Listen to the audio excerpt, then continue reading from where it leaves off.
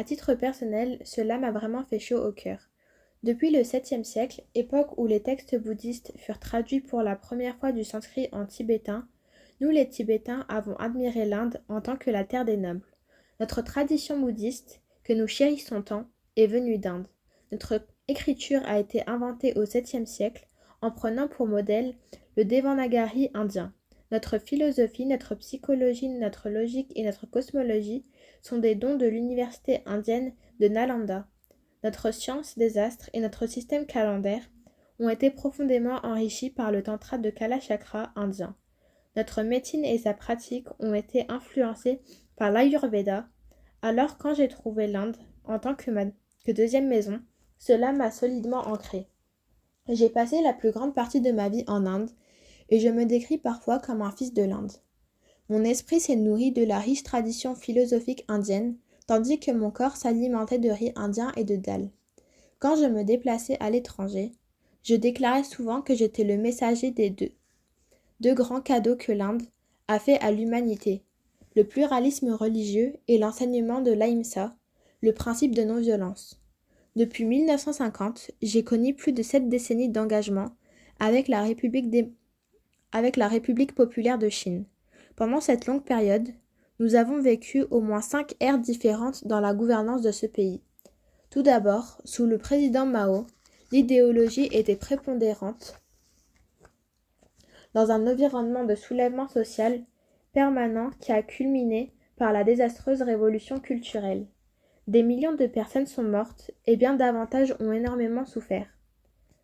Puis pendant l'ère de Deng Xiaoping, l'idée est devenue moins importante et l'accent a été mis sur la création de richesses.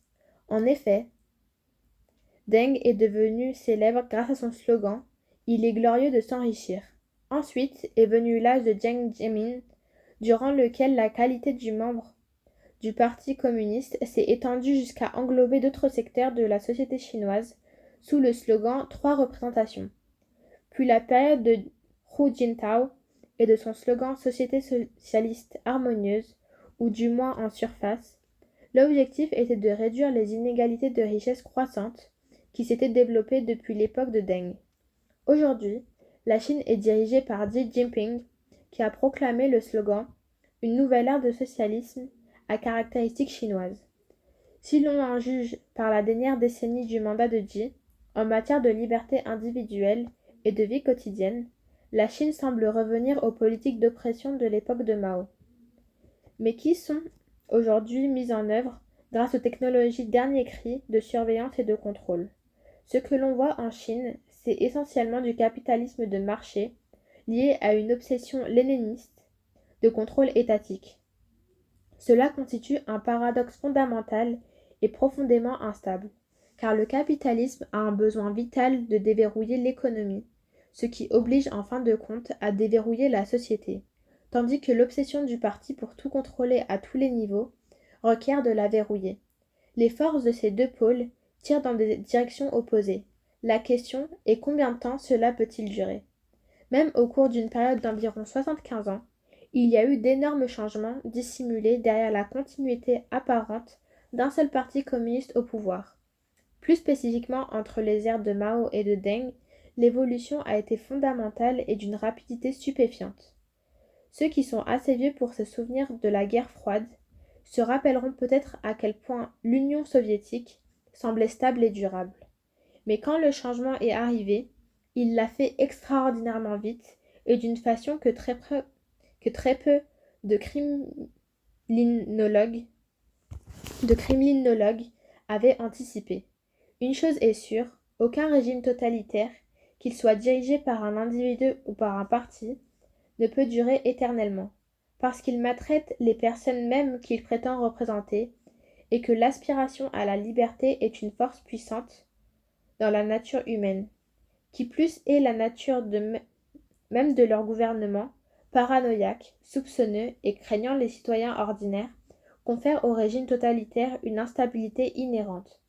Même si la force du fusil peut prévaloir à court terme, en ce qui concerne la Chine communiste, le mouvement populaire des étudiants sur la place Tiananmen en 1989 a démontré les aspirations profondes du peuple pour les libertés individuelles et une véritable ouverture. Peu importe l'image qu'on peut avoir de la Chine aujourd'hui, quand on la regarde de l'extérieur, le fait est que cette aspiration à davantage de liberté n'a pas disparu. Grâce au virage de Deng vers le capitalisme et à son ouverture du pays au monde, la Chine est indéniablement devenue une puissance économique majeure. Et bien sûr, avec la puissance économique viennent le pouvoir militaire et l'influence politique internationale. La façon dont ce pays exercera ses nouveaux pouvoirs au cours des 2 prochaines décennies définira sa trajectoire à moyen terme. Choisira-t-il la voie de la domination et de l'agression à la fois en interne et hors de ses frontières, ou optera-t-il pour la voie de la responsabilité en embrassant un rôle de leader constructif sur la scène mondiale et en relevant les défis collectifs qui se posent à l'humanité, comme la paix, l'adaptation au changement climatique et la réduction de la pauvreté. Aujourd'hui, la Chine se tient à un carrefour. Il est de l'intérêt du monde entier, mais aussi du peuple chinois, qu'elle choisisse cette seconde voie. Ici, je suis convaincue que le fait de résoudre le vieux problème du Tibet par le dialogue enverra un signal fort, tant à son peuple qu'au monde, indiquant que la Chine a choisi ce second chemin. Ce dont leur gouvernance a besoin, c'est d'une vision à long terme, de courage et de magnanimité.